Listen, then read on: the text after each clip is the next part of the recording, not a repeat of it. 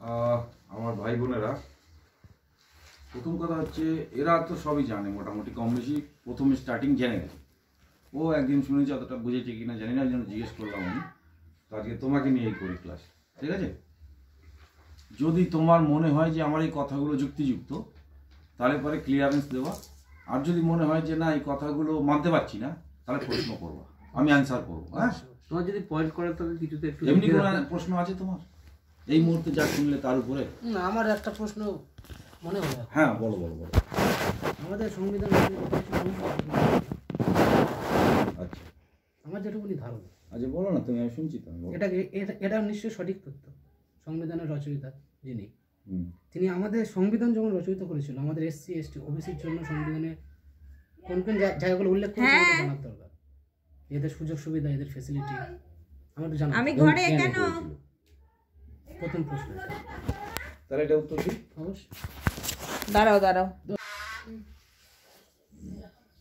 দেখো, সব থেকে বড় কথা হচ্ছে, বড় কথা বলি না আমি,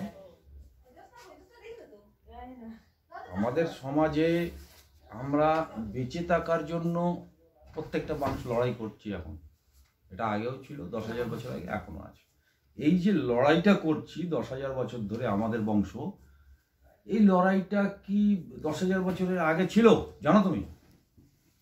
জানা নেই।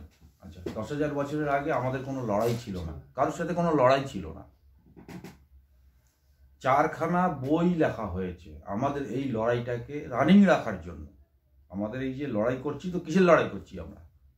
বেঁচে থাকার লড়াই, টিকে থাকার। হ্যাঁ, তো বাঁচতে গেলে তোমার কি কি দরকার? খাদ্য, অন্ন, বস্ত্র। খাদ্য, অন্ন, বস্ত্র। এই খাদ্য, অন্ন, বস্ত্র আর এক সঙ্গে আরো দুটো জিনিসের দরকার। তোমাকে আমি সমুদ্রের মাঝখানে একটা দ্বীপের মধ্যে সারা জীবনের খাদ্য, বস্ত্র দিয়ে আমি পাঠিয়ে দিলাম, থাকতে পারবে তো? পারবে না। তার জন্য একটা তোমার বন্ধু বান্ধবীর দরকার, তোমার একটা সমাজের দরকার, তোমার একটা পরিবেশের দরকার, তোমার একটা শিক্ষার দরকার আছে কি না? তোমার একটা বাড়ির দরকার। না, তুমি পারবে না তো। শুধু খাদ্য, অন্ন, বস্ত্র তো পশুও থাকতে পারে, মানুষ থাকতে পারবে না। মানুষকে মানুষ হতে গেলে তোমার একটা শিক্ষা দরকার, তোমার একটা সংসারের দরকার, তোমার একটা বাড়ির দরকার, তোমার একটা কি বলে ওটাকে, কালচারের দরকার।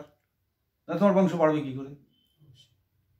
তো এই জিনিসগুলো যেদিন সংবিধানটা লেখা হয়েছিল 1950 সালে, তো ওটাকে দান করা হয়েছে জনগণের জন্য, কিন্তু তার 2 বছর আগে থেকে বাবা সাহেব ওটা লেখা শুরু করেছিল, স্বাধীনতার পর থেকে। তো যখন থেকে বাবা সাহেব এটা যেদিন দিয়েছে, সেই ডেটে ভারতবর্ষের প্রত্যেকটা মানুষের কার কি আছে, কার কি নাই, সেটা বিচার করেছে। কে বিচার করেছে? জাতিসংঘ। ভারতের কোনো লোক বিচার করেনি, ওটা জাতিসংঘ বিচার করেছে। ইউনিসেফ যাকে বলা হয়। কেন? ভারত কোনো, জেনে রাখো আজকে, কোনো দেশের সংবিধান কেউ একা লিখতে পারে না। কোনো তত্ত্ব, যে তত্ত্ব, ধরো এই যে বাড়িটা হয়েছে, বাড়ির পরিবারে যারা যারা আছে প্রত্যেকের মিলিত বুদ্ধি দিয়ে কিন্তু একটা বাড়ি তৈরি হয়।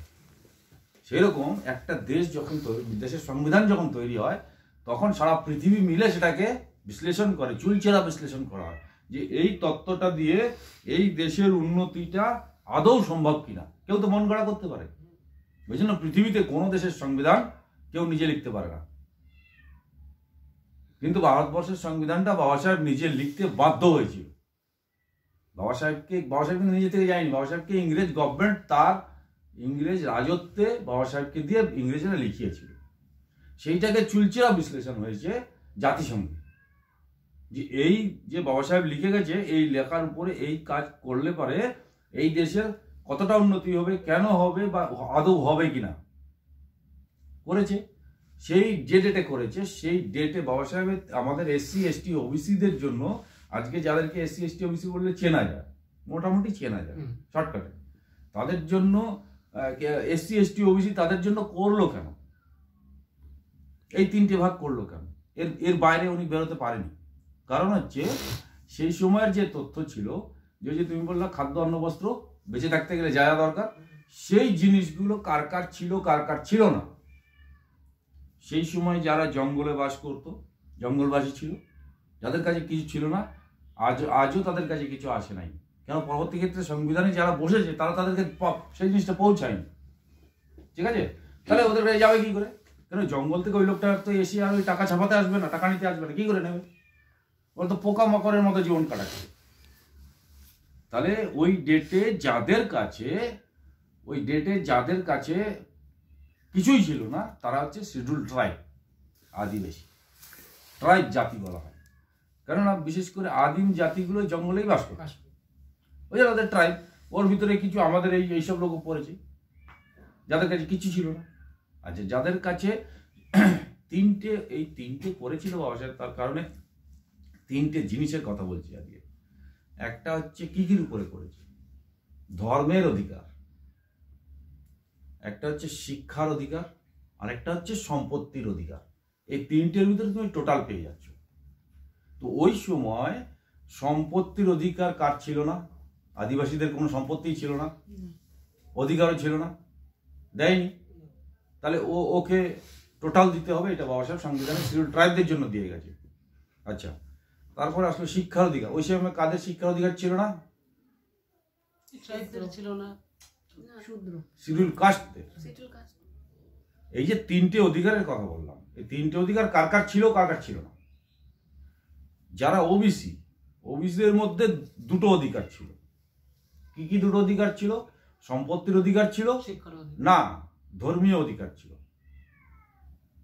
সেই সময় ওবিসিদের মধ্যে শিক্ষার অধিকারটা ছিল, কিন্তু শিক্ষাটাকে ওরা ওইভাবে নিতে পারে নাই। শিক্ষার অধিকারও ছিল ওদের, যার জন্য ওরা ওবিসিতে পড়েছে, কিন্তু শিক্ষাটাকে ওরা ব্যবহারই করে নাই, শিক্ষাটাকে মনে করে নাই, কারণ ধর্মীয় অধিকারে ওরা ঢুকে গিয়ে গোলাম হয়ে গেছে। ওই শিক্ষাটাকে ওরা ব্যবহার করে নিজের জীবনকে উন্নত করে উঠাতে পারে নাই, ওরা গোলামিতে ঢুকে গেছে। আবার শিডিউল কাস্টদের কাছে সম্পত্তির অধিকার ছিল না, আর হচ্ছে সম্পত্তির অধিকার ছিল না, আর হচ্ছে তোমার ধর্মীয় অধিকার ছিল না।